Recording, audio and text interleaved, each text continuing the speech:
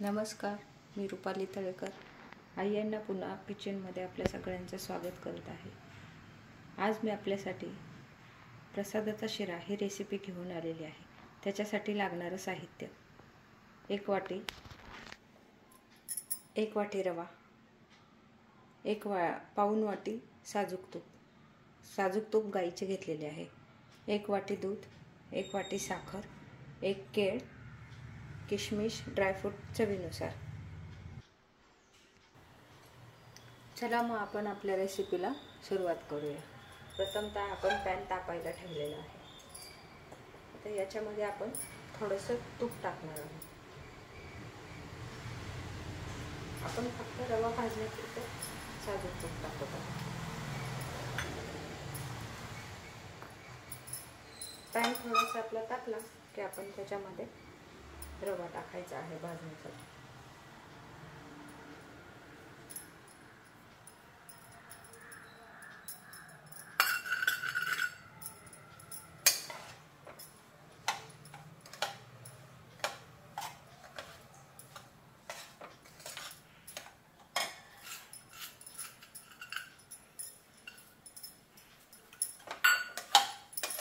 Pan आपला तापलेला आहे.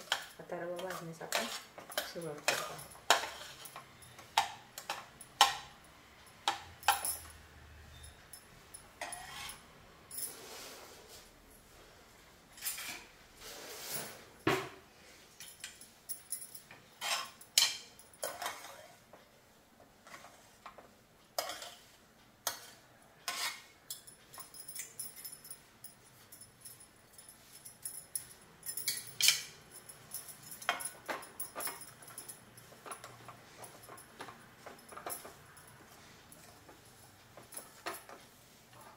आपण आता थोडासा रवा भाजला की ह्याच्यामध्ये आपण जे कट करून घेतलेले केळ आहे ते टाकणार आहोत.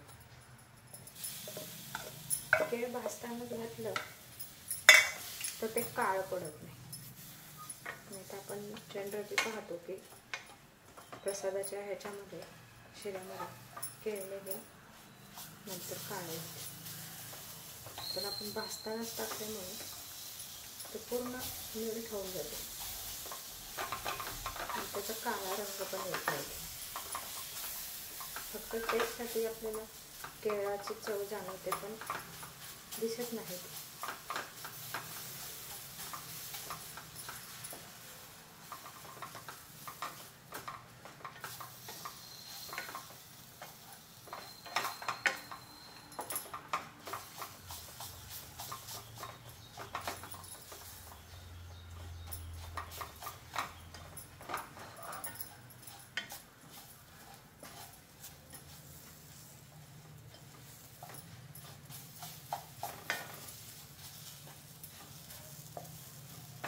थोडासा रवा भाजत आला की आपण पुन्हा थोडंसं साजूक तूप घालणार आहोत. आता हे उर्वरित राहिलेले जे तूप आहे ते आपण शेवटी ज्यावेळेस साखर घालू त्यावेळेस घालणार आहोत. एकीकडे आपण दूध पण तापायला ठेवलेले आहे, ते पण थोडं थोडं तापत आलेलं आहे.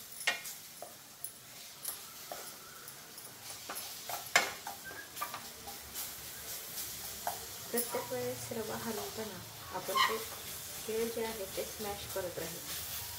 त्याच्यामुळं काय होतं, ते छान एकजीव होतं रव्याशी आणि केळ ही खूप खमंग असं भाजलं होतं. शिरा करताना आपण जेवढा तो खमंग भाजू ना तेवढा त्याचा सुवास छान आहे.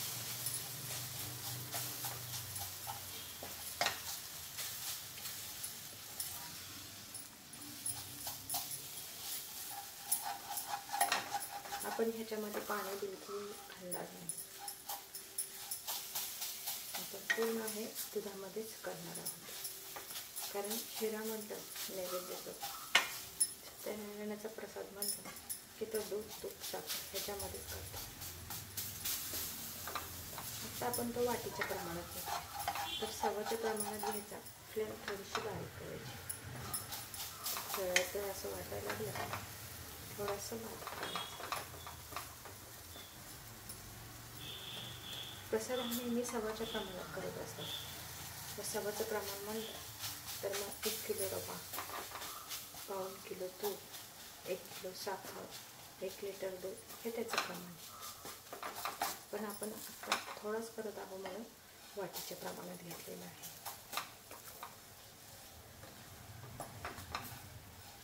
आता बघा आपला रवा भाजत आलेला आहे.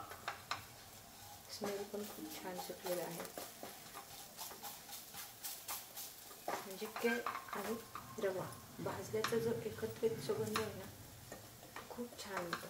हे रवा भाजल्याचं ते रूप असतं.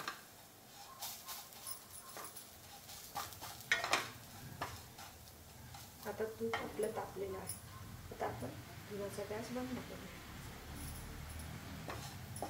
रवा पण आपला छान भाजत आलेला आहे. तुम्ही पाहू शकता आधी सुरुवातीला व्हाईट कलर होता, आता पहा हा येल्लो असा आलेला आहे.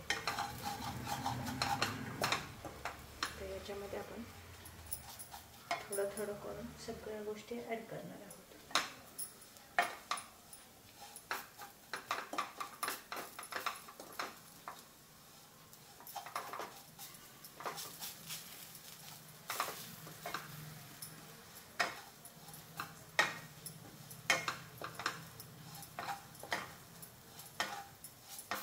आता आपण सर्वप्रथम ह्याच्यामध्ये दूध घालणार आहोत.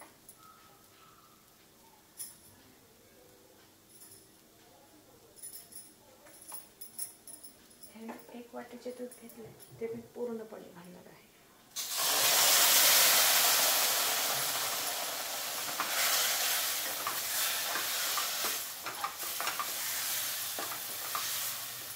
आता ह्याच्यामध्ये घेतलेले चवीनुसार काजू बदाम म्हणून आता ह्याच्यामध्ये मी तूप घालणार आहे. हे आपलं तूप अजून आपल्या एवढे तूप शिल्लक आहे. आता ह्याच्यामध्ये मी साखर ॲड करत आहे. तुम्हाला जर खूप गोड हवं असेल तर तुम्ही 1 वाटी घालू शकता आणि प्रमाण कमी असेल तर मग 1 वाटीला कमी घालू शकता. आमच्यामध्ये गोड खूप खातात त्यामुळे मी 1 वाटी घालत आहे.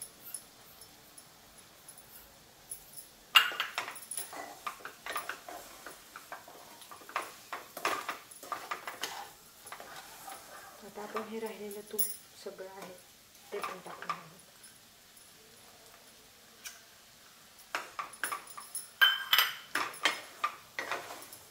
आता फक्त आपण लो फ्लेमवर ह्याला फक्त हलवत राहायचं.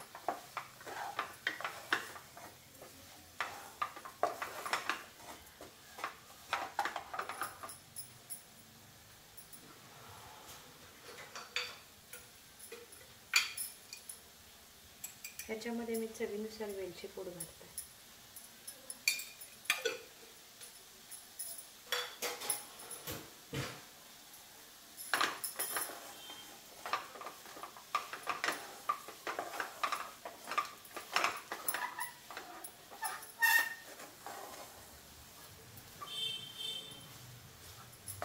आता फक्त आपल्याला ह्याला मंद आचेवर हलक्या हाताने एकसारखं परतत राहायचं जेणेकरून ह्याच्यामध्ये साखर पूर्ण उतरून जाते.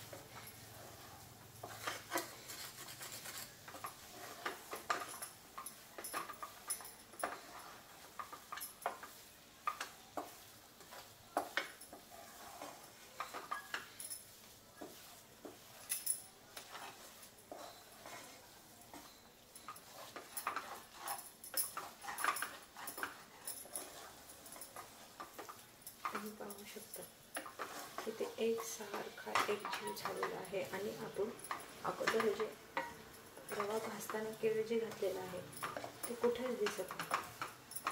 आता तुम्हाला फक्त ते खाताना त्याची टेस्ट जाणार आहे. हा पहा आपला कसा झाला आहे शिरा.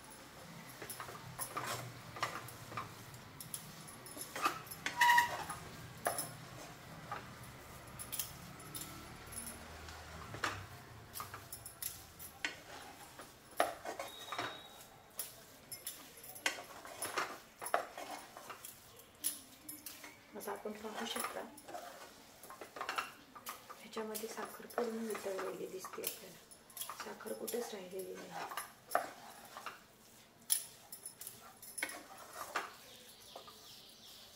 अशा प्रकारे आपला हा प्रसादाचा शिरा तयार आहे. मी आता एक ह्याच्यामध्ये काढून घेते.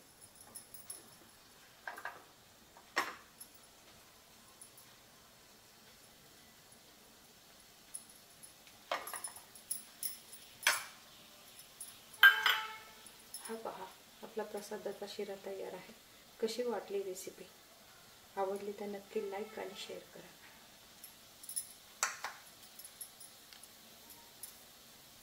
हा पहा, आपला प्रसादाचा शिरा तयार आहे.